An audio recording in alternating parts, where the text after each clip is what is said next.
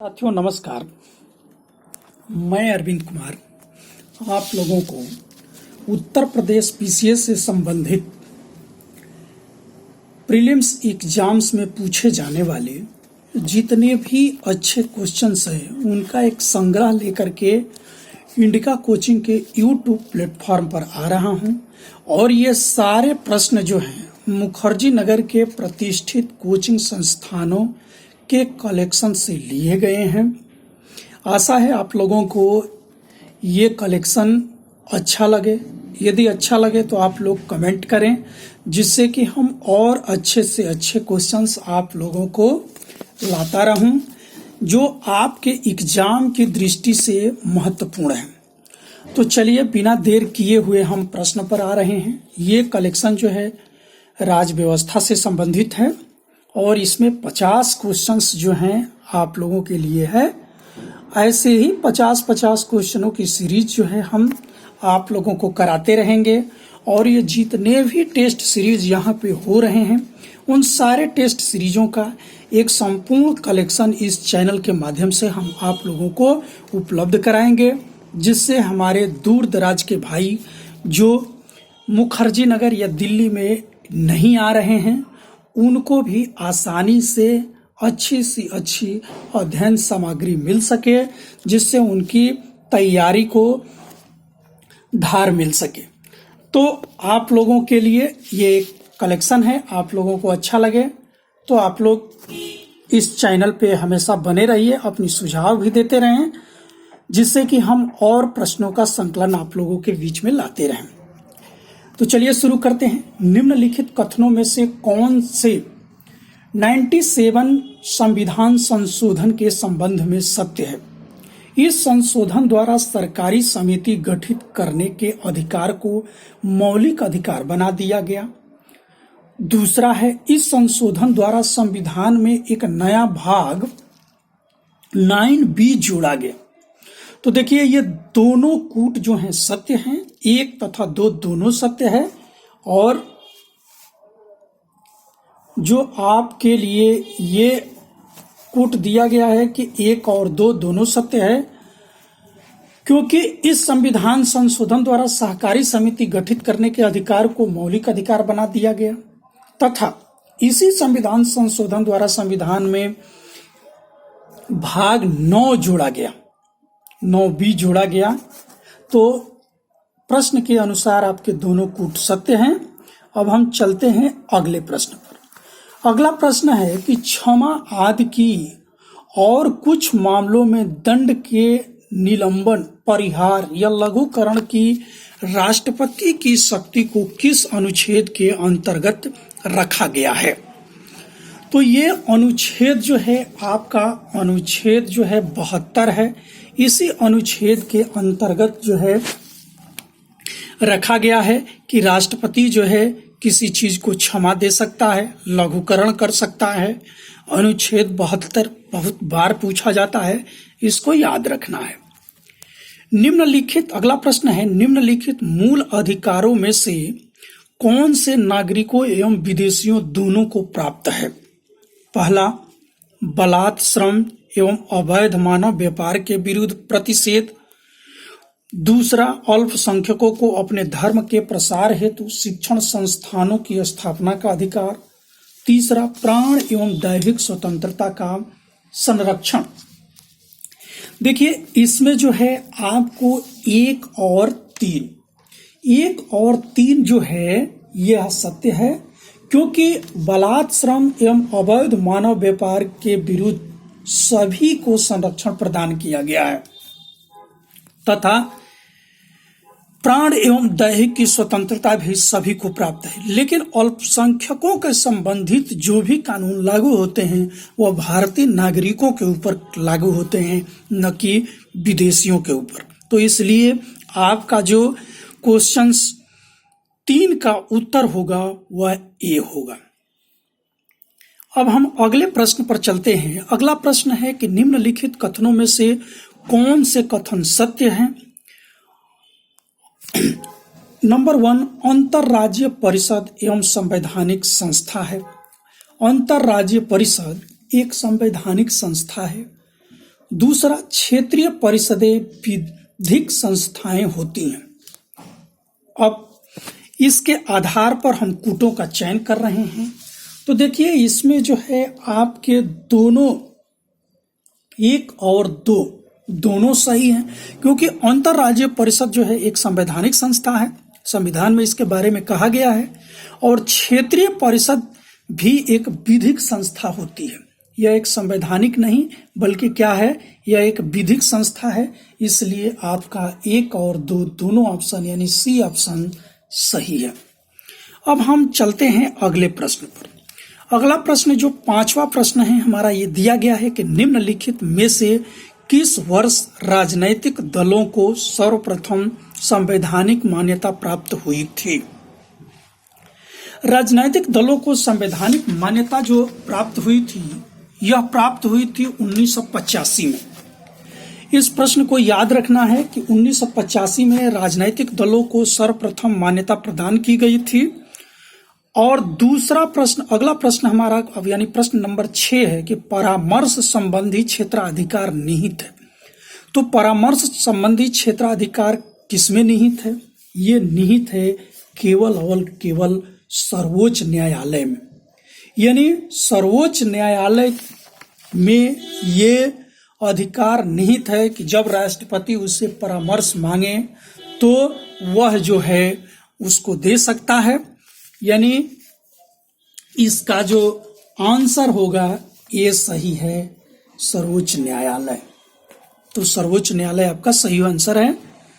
निम्नलिखित कथनों पर विचार कीजिए तथा दिए गए कूट की सहायता से सही उत्तर बताइए। संविधान सभा अप्रत्यक्ष निर्वाचन का परिणाम थी और इसका कारण है कि संविधान सभा के गठन के लिए राज्यों की विधान सभाओं का निर्वाचक मंडल के रूप में उपयोग किया गया था। अब ये देखिए, इसका जो सही उत्तर होगा ये ए है। यानी कथन भी सही है, कारण भी सही है तथा दोनों सही व्याख्या कर रहा है। कैसे कह रहा है कि संविधान सभा का अप्रत्यक्ष निर्वाचन किया गया था। यानी जो है ये 10 लाख की जनसंख्या पर इसका निर्वाचन किया गया था और वही लोग देते थे जिनके पास जो है कुछ क्राइटेरिया थी, वही लोग इसके वोट देने के अधिकारी थे। और तथा इसका कारण है कि संविधान सभा के गठन के लिए राज्यों की विधान सभाओं के जो निर्वाचक मंडल थे उनका उपयोग किया गया था। यह भी सही है। इसलिए ए आर दोनों सही और इसकी सही व्याख्या भी है। तो इसलिए आपका आंसर जो है ए सही हो जाएगा। अब हम आते हैं अगले प्रश्न पर कि निम्नलिखित पर विचार करें। ए, केंद्र में द्वैध शासन। 2, एक अखिल भारतीय संघ की स्थापना। 3, भारत की राज्य सचिव की परिषद को समाप्त करना। अब ये कह रहा है कि ये सारी चीजें जो है किस अधिनियम में अंतर्निहित थी। तो यह सारी चीजें जो है अंतर्निहित थी 1935 के भारत शासन अधिनियम में। 1935 का जो भारत शासन अधिनियम है उसको मिनी संविधान भी कहा जाता है। इसी में यह व्यवस्था की गई थी कि केंद्र में द्वैध शासन होगी तथा प्रांतों में जो द्वैध शासन 1919 के अधिनियम में था उसको इसमें समाप्त कर दिया गया। एक अखिल भारतीय संघ की स्थापना की गई तथा भारत की एक राज्य सचिव परिषद को जो समाप्त कर दिया गया, जो कि पहले जो है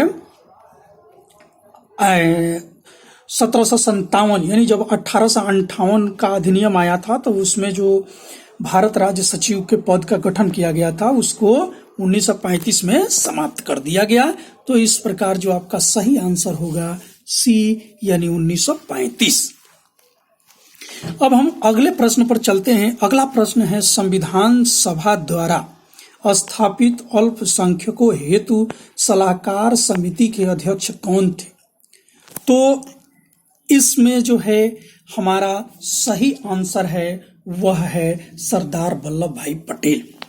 यानी अल्पसंख्यकों के लिए जिस समिति का गठन किया गया था उसकी अध्यक्षता कर रहे थे सरदार वल्लभ भाई पटेल।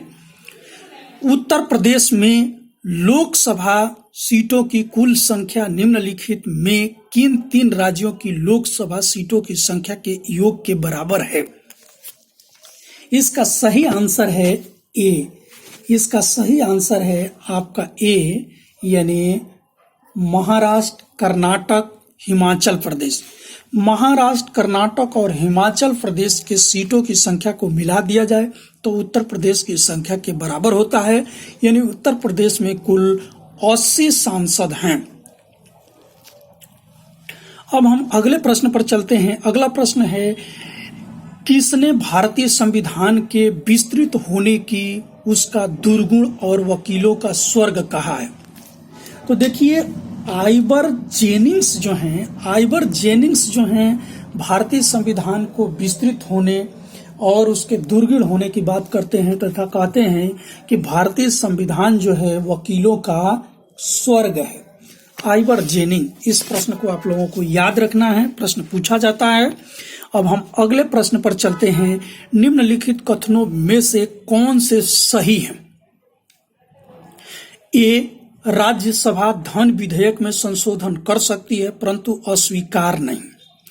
2, अनुदान मांगों पर दोनों सदनों में मतदान होता है। तो देखिए, इसका जो सही ऑप्शन है वह है ऑप्शन डी, यानी न तो एक सही है और न तो 2 सही है। क्यों?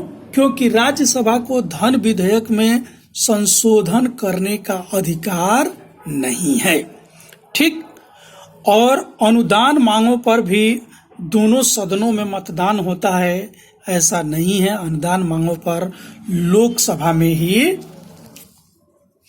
हो सकता है, राज्यसभा में नहीं। तो इसलिए ऑप्शन डी आपका सही है।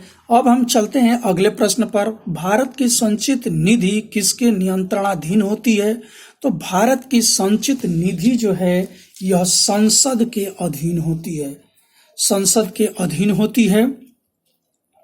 अब हम अगले प्रश्न पर चलते हैं कि अनुच्छेद 227 में वर्णित उच्चतम न्यायालय की अधीनस्थ न्यायालय पर अधीक्षण शक्ति को किस बाद में लघु नियमौलिक ढांचा घोषित किया गया?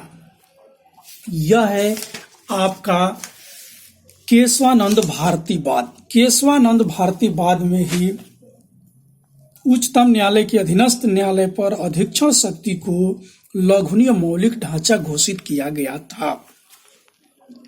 अब हम चलते हैं अगले प्रश्न पर। हमारा अगला प्रश्न हमारा यह है कि निम्नलिखित कथनों पर विचार करें। ये नंबर 1, राष्ट्रपति अथवा संसद द्वारा राष्ट्रपति शासन के समय बनाया गया कानून राष्ट्रपति शासन समाप्त होने के पश्चात प्रभावी नहीं रहता। दूसरा, राष्ट्रपति शासन के समय राष्ट्रपति मुख्यमंत्री के नेतृत्व वाली मंत्रिपरिषद को भंग कर देता है। अब देखिए, जो इसका सही आंसर है वो है आपका 2, यानी राष्ट्रपति शासन के समय राष्ट्रपति मुख्यमंत्री के नेतृत्व वाली मुख्य मंत्रिपरिषद को भंग कर देता है और पूरा का पूरा शासन जो है राज्यपाल के अधीन आ जाता है। राज्यपाल राष्ट्रपति का प्रतिनिधि होकर के और राज्य में शासन करने लगता है। अब हम चलते हैं अगले प्रश्न पर। अगला प्रश्न हमारा है कि निम्नलिखित में से कौन सी अर्हताएं उपराष्ट्रपति पद हेतु अनिवार्य है? नंबर 1, वह 30 वर्ष की आयु पूर्ण कर चुका हो, वह राज्यसभा का सदस्य बनने के लिए अर्हता रखता हो, वह सार्वजनिक प्राधिकरण के तहत किसी लाभ के पद पर न हो। तो देखिए, जो इसमें सही ऑप्शन है हमारा वह है क्या? 2 और 3। 2 और 3 से अभिप्राय है कि राष्ट्रपति बनने के लिए मिनिमम आयु जो है वह कितनी है? 35 वर्ष। और उसी तरह से उपराष्ट्रपति बनने के लिए भी मिनिमम आयु है 35 वर्ष। तो इसलिए आपका पहला गलत है। दूसरा कि वह राज्यसभा का सदस्य बनने के लिए अर्ह हो, यह सही है।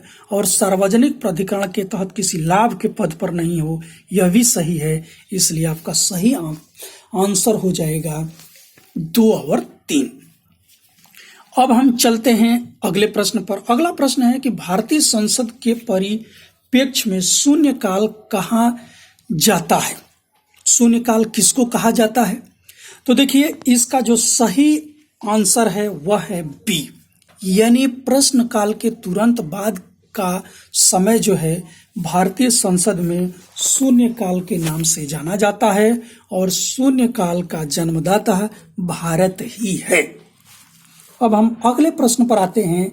अगला प्रश्न है, राज्य विधान परिषद के संबंध में निम्नलिखित कथनों में से कौन से सत्य है? नंबर 1, यह एक अस्थायी सदन है जो कभी भंग नहीं होता। नंबर 2, इसके सदस्यों का कार्यकाल 6 वर्ष का होता है।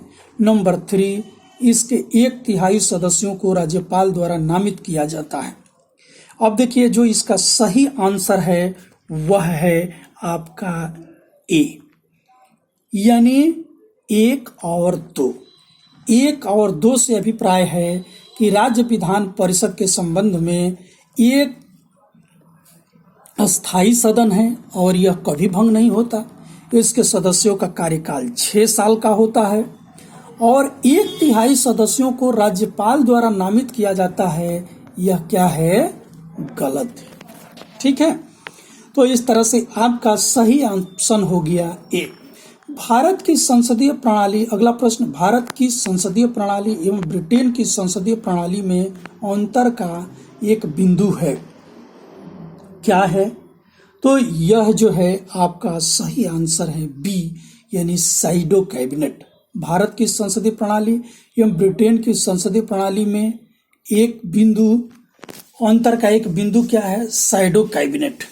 ठीक, जो अन्य है वह क्या है कि सेम है, यानी नामिक एवं वास्तविक कार्यपालिका संसद है, वहां पर भी है। सामूहिक उत्तरदायी यहाँ भी है, वहां पर भी है। द्विसदनात्मक व्यवस्था वहां भी है, यहाँ पर भी है। लेकिन साइडो कैबिनेट जो है भारत में नहीं है, जो कि ब्रिटेन में है। अब जो है अगला प्रश्न है 20 नंबर पर। 20 नंबर पर क्या है कि सूची 1 को सूची 2 से सुमेलित करें तथा नीचे दिए गए कूट की सहायता से सही उत्तर का चयन करें। विषय सूची 1 में विषय है और सूची 2 में अनुच्छेद है। अब विषय है कि ए जो है व्यक्तियों की अपनी अनुकूल अवस्थाओं में कार्य करने हेतु राज्य का प्रयास। अब देखिए, जो व्यक्तियों की अपनी अनुकूल अवस्थाओं में कार्य करने हेतु राज्य का जो प्रयास है, यह है अनुच्छेद 41 में। समान कार्य हेतु समान वेतन जो है अनुच्छेद 39 घ में है और समान न्याय एवं निःशुल्क विधिक सहायता जो है 39 क में है। प्रबंधन में कर्मचारियों हेतु भागीदार बनाना, यह है अनुच्छेद 43 क में। इस तरह से जो आपका सही ऑप्शन हुआ, यह ऑप्शन हो गया आपका सी।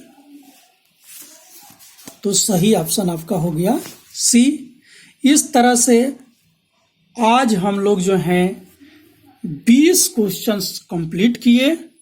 अब जो है आगे फिर इसी तरह से हम 20 क्वेश्चन की सीरीज लाएंगे और फिर बाद में हम लोग 50-50 क्वेश्चंस जो है कंटिन्यू करेंगे। यदि आप लोग चाहते हैं कि हम इस तरह का और प्रश्न लाएं, तो आप लोग जो है इस वीडियो को लाइक करिए, कमेंट करिए और हाँ, यदि चैनल पर नए हैं तो आप इसे सब्सक्राइब जरूर करें। धन्यवाद।